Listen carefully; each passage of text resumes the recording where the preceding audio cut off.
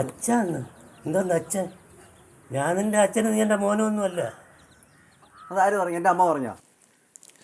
എനിക്കറിയില്ല, ഞാനല്ല. നീ പെണ്ണുമല്ലല്ലേ? അതിന് എനിക്ക് എന്ത് ചെയ്യാൻ പറ്റും? നിൻ്റോടെ ഞാൻ പറഞ്ഞ നീ ഒന്ന് മനസ്സ് വയ്ക്കുക. മനസ്സ് വെച്ചാൽ ഓപ്പറേഷൻ ചെയ്ത് സിനിമാ നടിയോ പോലെ ആവാൻ നിനക്ക്. സിനിമാ നടി.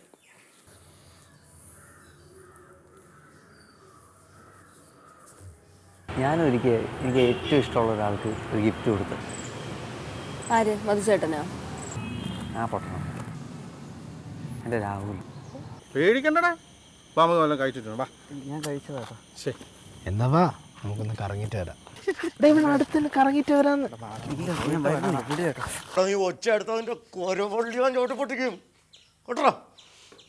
ഒച്ച എടുത്ത് സംസാരിക്കുന്നു. മോനെ, നീ വയലൻസ് ഒന്നും കണ്ടിട്ടില്ല.